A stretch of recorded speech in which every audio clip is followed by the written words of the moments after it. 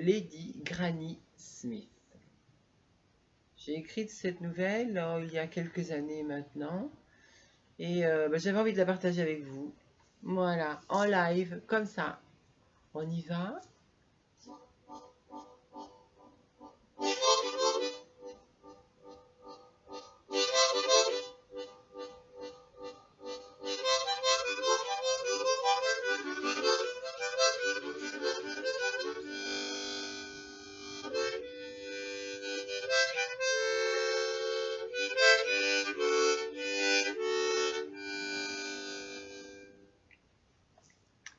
Si je me souviens bien, son bras était tombé, mais elle n'avait pas mal. Elle ne ressentait plus rien d'ailleurs depuis l'accident. La douleur était devenue pour elle un très vieux souvenir. Même la roue d'un camion n'aurait pas de prise sur elle. Elle s'en fichait. Il pouvait l'écrabouiller, hein. Mais elle s'en fichait, mais alors grave. Elle souriait. Elle souriait au soleil. C'était l'essentiel. Souvent, elle regardait les nuages se faire la course très haut dans le ciel. Alors ça la faisait rire. Par contre, les nimbus d'en bas la faisaient beaucoup moins rigoler, hein. Leur contour déchiqueté et sombre était pour elle une image d'épinal jaunie et oppressante. L'aurore absolue, en somme.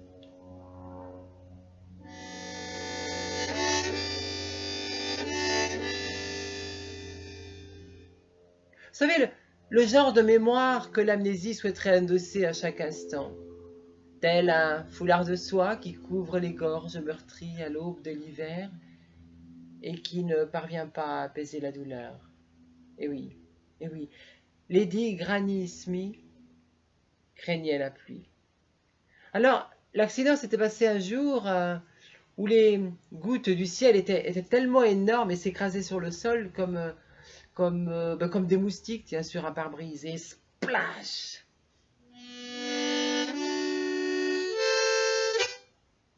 Il en restait un mélange âcre de sang dilué, enrobant un puzzle de cartilage disloqué. Une vieille photo retrouvée n'aurait même pas pu identifier cette épave. Bon, elle s'était reconstruite à l'orée d'un autre monde, avec le temps qui avait laissé de côté les connexions douloureuses. Désormais, Lady Granif ne souffrait plus. C'était terminé.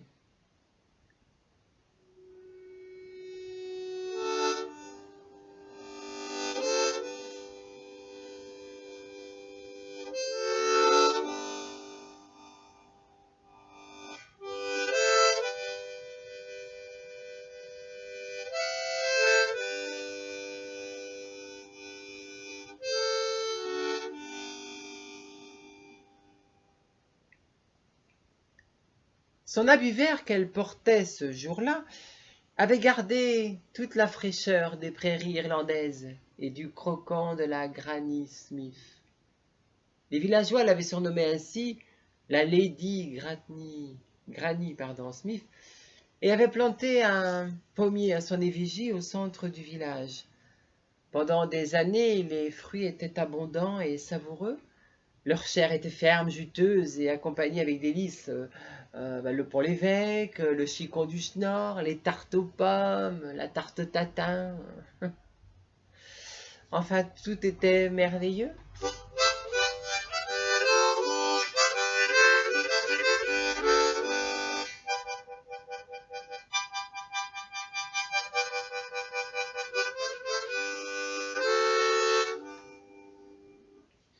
Lady Granny Smith était très convoitée par la gente masculine.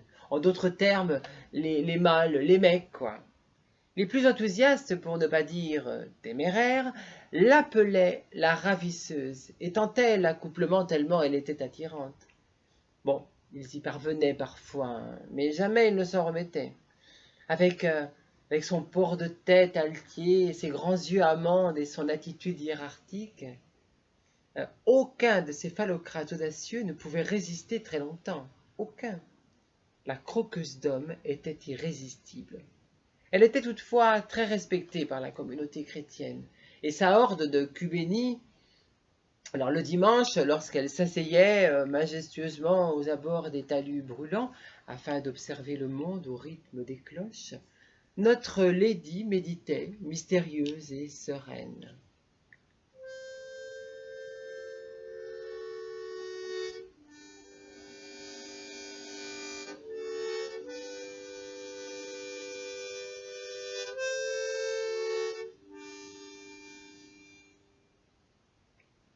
Le surnom de religieuse ne tarda pas à lui sonner aux oreilles. Bon, elle n'en avait que faire en fait. Le cheval du diable qu'elle était redorait son blason de prédatrice universelle.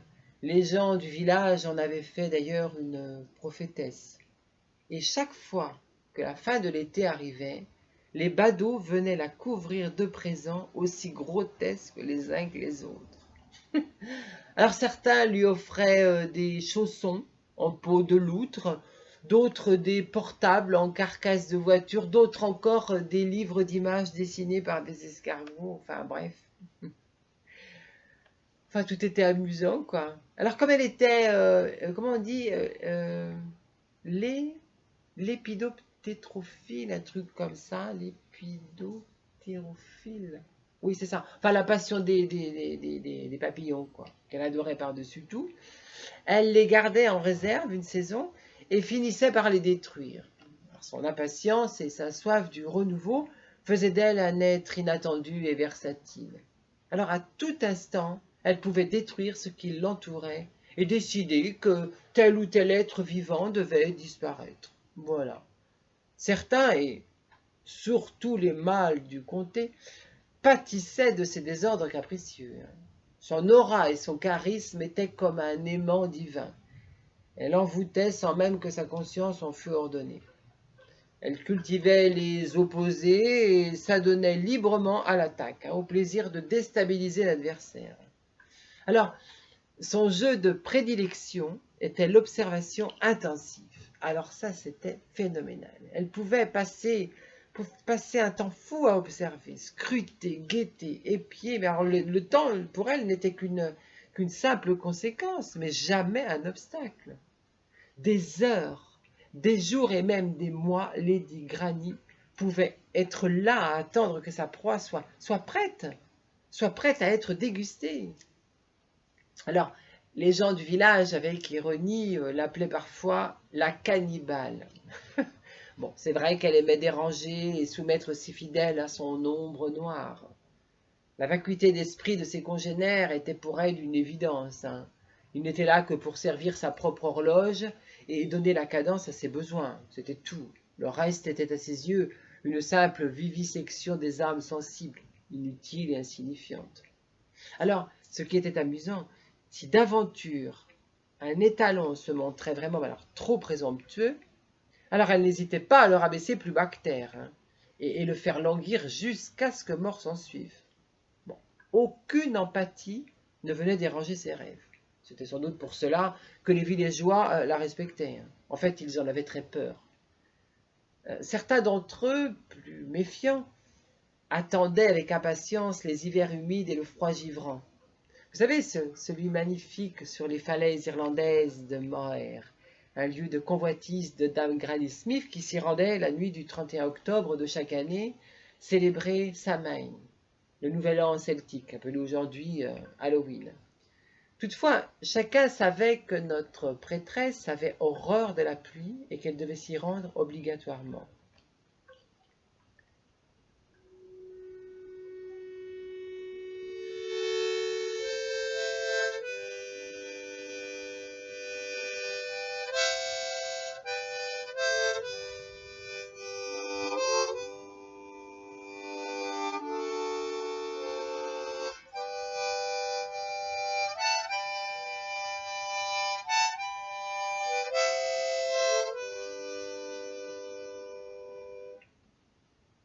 Lady Granny Smith était folle amoureuse d'un druide, prénommé Eustace, le seul mâle d'ailleurs sur lequel elle n'avait aucune emprise, et qui avait décidé que sa seule visite autorisée serait en cette période de Renaissance. Le sacrifice premier était d'ordre poétique. Lady Granny devait sans interruption inventer des histoires à dormir debout sous la pluie. Alors, le supplice était terrible pour elle, mais la récompense restait indomptable et exquise. Le deuxième sacrifice touchait les lois de la divination.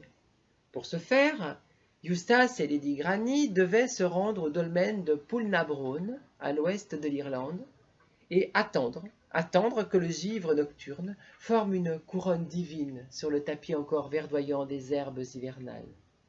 Lorsque le cercle de cristal pointait le bout de son nez, Eustace décidait à ce moment-là seulement de l'offrande à transmettre aux dieux. Cette fois-ci, ce serait une magnifique croix celtique taillée dans de la pierre. Eustace témoignait sans tarder sa gratitude à notre pauvre Granny qui avait donné toute son énergie et se trouvait alors épuisée. Alors il fallait parfois plusieurs jours avant que Granny ne retrouve ses forces. Ce qui était amusant, elle buvait des gouttes de rosée et roulait son corps dénudé. Oui, elle roulait son corps dénudé sur les plaques de glace transparentes. Elle devait faire, je crois, 3 cercles autour du dolmen et s'allonger sur la pierre de granit anthracite, le cœur ouvert aux chants celtiques et à Dame Sélénée la ronde. Et c'est cet instant précis où la lune lève l'ombre des falaises escarpées sur l'océan que Eustace viendra rejoindre Lady Granny dans l'antre de ses entrailles et féconder la perle de vie précieuse.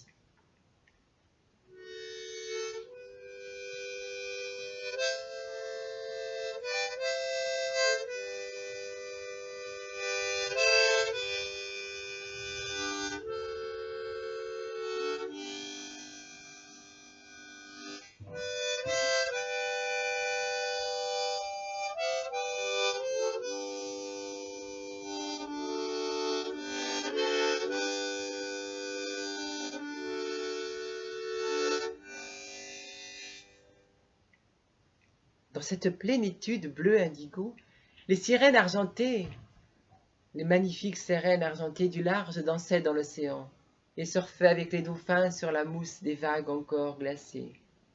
L'apogée des sens rejoignait les orgasmes du firmament. Lady Granny Smith était aux anges. Eustace avait accompli donc sa mission, transmettre à la grande prêtresse de l'amour l'élixir fécond. Les deux amants restèrent pleins de quartiers de lune l'un dans l'autre, jusqu'au jour où le soleil boudeur commença à frétiller du bourgeon. Il était donc l'heure pour les deux tourtereaux de se séparer jusqu'à la nuit des temps.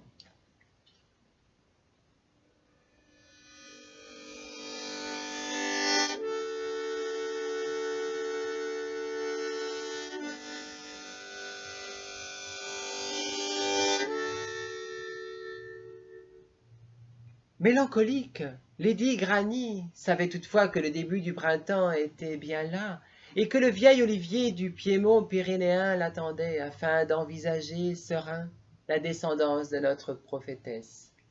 Elle allait pour la première fois donner la vie. À l'instant où elle déposa son œuvre fécondée, et tant attendue à l'abri des regards, elle entendit un bruit fracassant au dehors.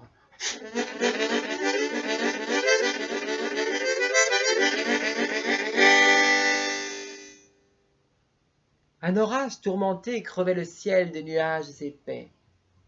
Des ballons d'eau tombaient sur la campagne. Lady Granny Smith était terrifiée. La tête haute et le corps en élan, elle allait courir chercher du secours.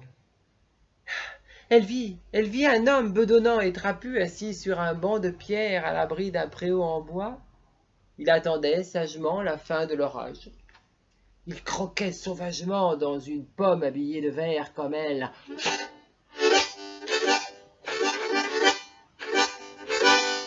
Elle tenta de l'interpeller et de crier. L'homme n'entendait rien. Il croquait toujours, de plus en plus goulûment. Agacé par le vent, celui-ci changea de place et se plaqua contre un vieux porche derrière l'abri de bois. Dans la tourmente et le creux au ventre, Granny Smith se jeta sur la pomme. Elle dégustait le fruit et plongeait ses dents avec délice dans la chair ferme et acidulée. Soudain, une grosse goutte de pluie la fit basculer. Dans un éclair de sang rouge garance, une mâchoire énorme, entourée de poils de sanglier, vint se fermer sur son bras. Lady Granny Smith venait d'être croquée violemment par Rototo le camionneur.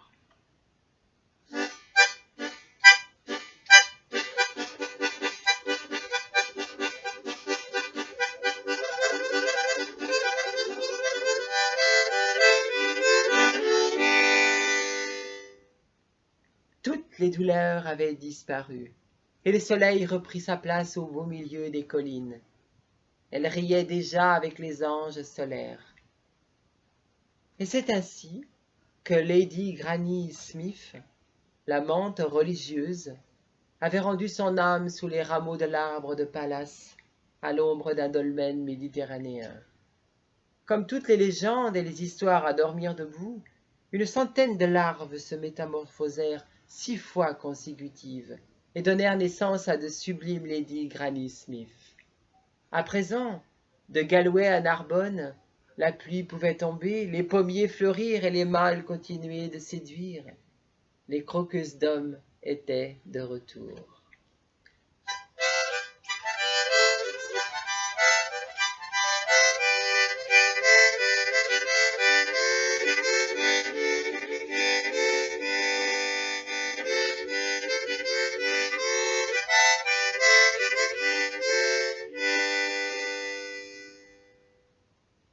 Bien le bonsoir.